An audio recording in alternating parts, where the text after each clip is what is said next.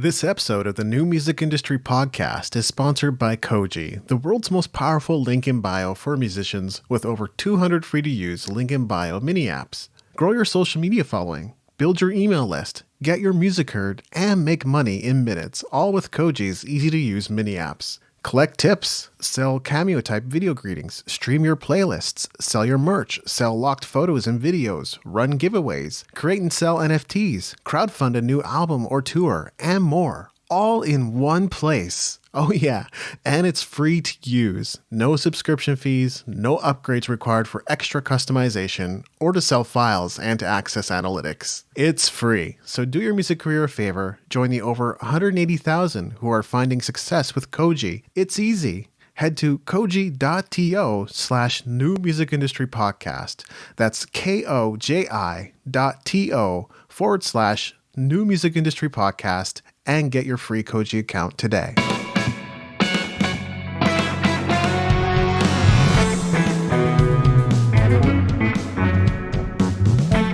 You're listening to the New Music Industry with David Andrew Wiebe. Hey, it's David Andrew Wiebe. Over the years, I've warned about single source dependence, building on rented land, digital sharecropping, and the fickle nature of social media platforms in general. As far as I can tell, Facebook or Meta or whatever they want to call their product these days is on a downward spiral it may not recover from. As of now, it's still a viable marketing platform. It's just that, as per usual, marketers ruin everything, and if you aren't doing the right things, you aren't rewarded for your behaviors. And what I'm about to share with you here may not be news to you, but I do think it's worth viewing through the lens of adapting. After all, the subtitle of the new music industry is Adapting, Growing, and Thriving in the Information Age. And while some say we're now in the experience age and no longer in the information age, I don't think adaptation is going to prove any less important. So let's talk about Facebook pages. Now, there are exceptions to everything. If you have an established Facebook page, or if there's a reason for people to come looking for you, pages can still work. There are, for example, personalities who only ever seem to publish on Facebook, so I miss out on their videos unless I actively seek them out. So every Wednesday, I log into Facebook to see what they're up to because I know they usually go live on Wednesdays. I co-founded a community called the Indie YYC, and we use Facebook as our primary platform. There are always risks, and I've shared my concerns with the inner community, but given everyone's busy schedule and participation level, publishing on Facebook has worked and continues to work for us.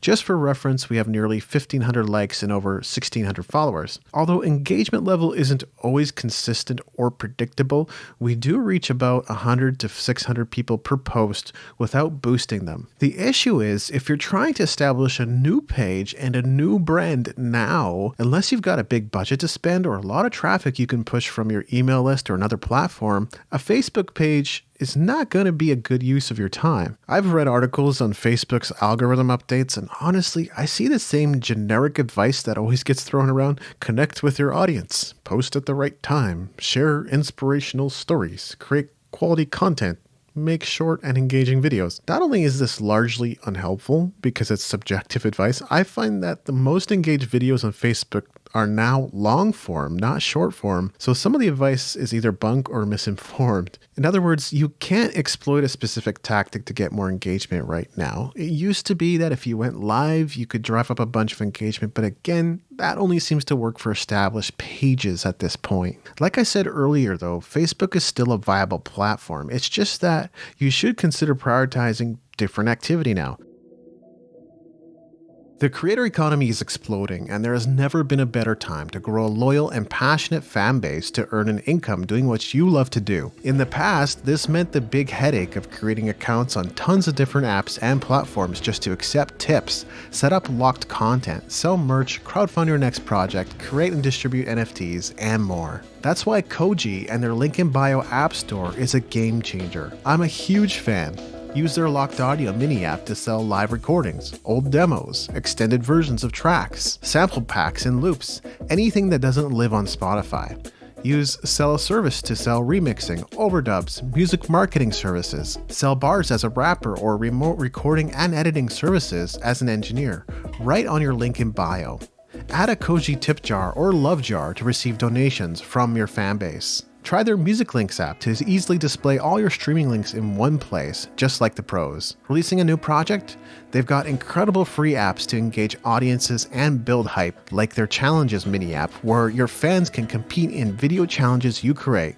Or try their Giveaway mini app, where fans do promo for you on social for the chance to win something. I'm just scratching the surface here, so you should really go explore the Koji platform and their link in bio app store for yourself. It's free. Head to koji.to/New Music Industry Podcast. That's koji.to/New Music Industry Podcast. Especially those of you who are using an outdated, featureless link in bio, join the creator economy power wave today with Koji to create the life you love through music.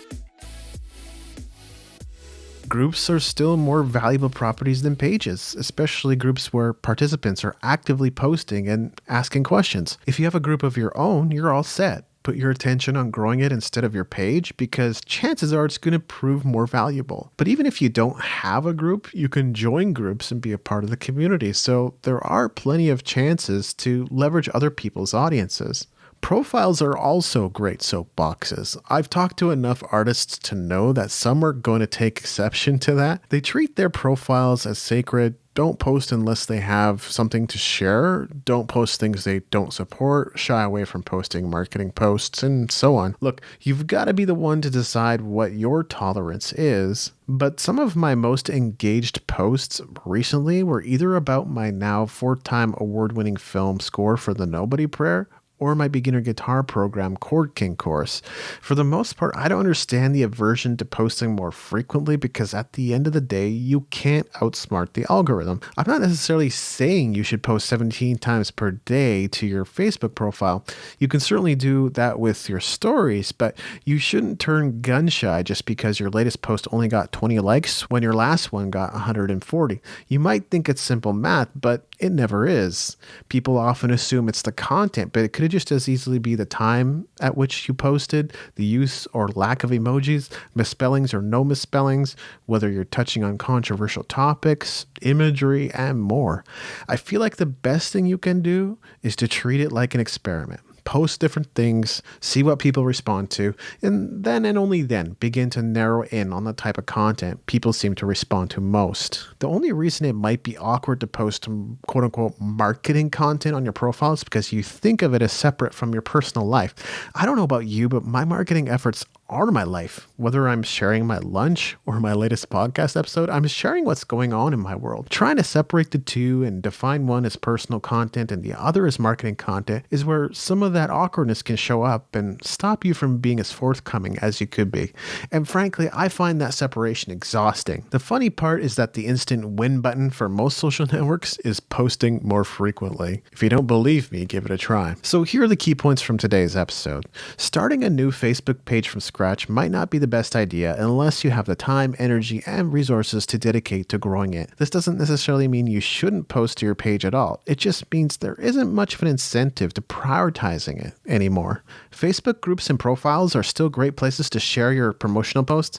Obviously, you want to use some discretion here, but if you never ask for anything, you never get anything either. It's all well and good to build your social media following, but given that it's harder than ever to reach the people who like and follow your page or pages, you need to take them off-site and capture their email address. Take advantage of a tool like ConvertKit at musicentrepreneur.hq.com/ConvertKit to begin collecting email addresses so you can keep in touch with the audience you've worked so hard to attract. Don't forget to adapt. Things are constantly changing out there. New social networks are popping up at an unprecedented pace, and Web 3.0 is fast emerging. Don't get left behind. We always look forward to hearing from you. If you have any thoughts you'd like to share on today's topic, drop us a line, musicentrepreneurhq@gmail.com. We're always happy to feature your email in the show if it's relevant, on topic, and value adding. If you have a question, someone else probably has the same question, so there are no stupid questions. Send your feedback to musicentrepreneurhq@gmail.com. This has been episode 265 of the New Music Industry Podcast. I'm David Andrew Wiebe, and I look forward to seeing you on the stages of the world.